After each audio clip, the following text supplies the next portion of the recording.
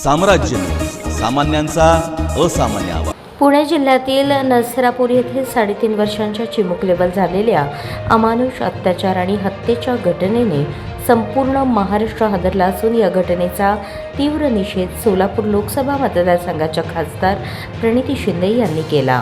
सोलापूर येथील काँग्रेस भवनात आयोजित पत्रकार परिषदेत बोलताना त्यांनी या घटनेला समाजाला हादरवणारी आणि संतापजनक असे संबोधले.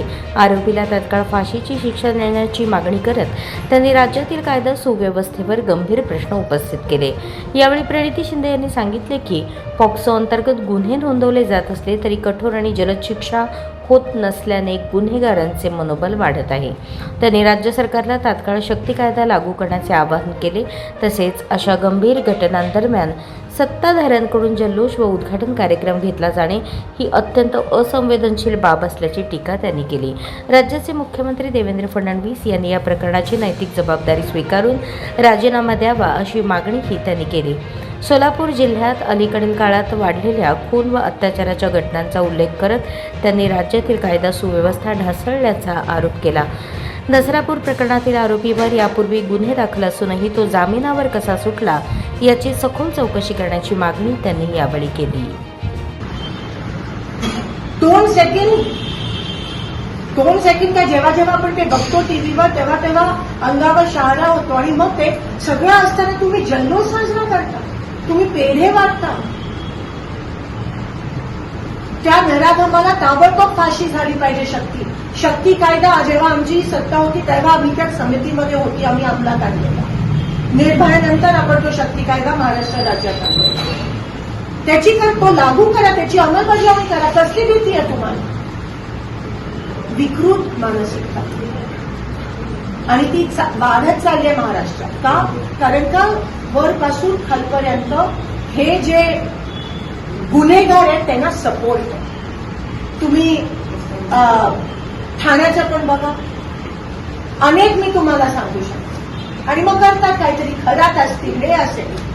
विकृत मानसिकतेला वाव मिळत आहे सत्ताधाऱ्यांना. आणि मग तुम्ही महिला आरक्षणाचा विषय घेता, आणि मग तुम्ही महिलांचं सशक्तीकरणाचा विषय घेता, आणि मग तुम्ही महिलांना संरक्षण देण्याचा जे आहे आता जे चालू आहे, तुम्ही त्याला जर सजा दिली तर कोणाची हिंमत होणार नाही. पॉक्सोचे अर्धे केसेस रिपोर्ट होत नाही कारण का नातेवाईकांकडून केले जातात. हा सुटला तरी कसा मला सांगा? ह्याच्यावर 2 ते 3 केसेस आहेत पॉक्सोच्या. सुटला पॉक्सो एवढा सिरियस कायदा आहे, सुटला कसा? कोणी बेल दिली, कोणी सोडलं? ही कारवाई, हे नेक्सस आहे. हे पूर्णपणे वरपासून खालीपर्यंत नेक्सस आहे आजपर्यंत. आणि गृहमंत्री मजा करत फिरत आहे. गांभीर्य राहिलं नाहीये. रेप्स होत आहेत तर होऊ देत, लहान मुलींवर बलात्कार होत आहेत तर होऊ देत, लहान मुलींची चेचून हत्या होते तर होऊ देत. तिच्या तोंडात म्हणे पीएम रिपोर्टच्या नुसार सॉक्स फोडला गेला कारण का तुम्ही आवाज नाही करता. नशीब, आता तरी नशीबच म्हणावं की सीसीटीव्ही फुटेज सापडलं, नाही तर ओरिसामध्ये पण काय हालत नाही. सापडल्यावर गुन्हा दाखल होतो. तसंच महाराष्ट्रात होत चाललंय. दुर्दैव, वाईट वाटतं एक महिला प्रतिनिधी म्हणून आम्हा सगळ्यांना की शासनच काही करायला तयार नाही, मुख्यमंत्री स्वतः काही करायला तयार नाही. म्हणून या गोष्टीचा निषेध करते.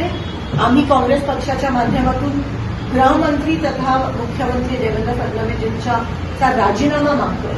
पूर्णपणे प्रशासन वरपासून खालपर्यंत हे बदललं गेलं पाहिजे.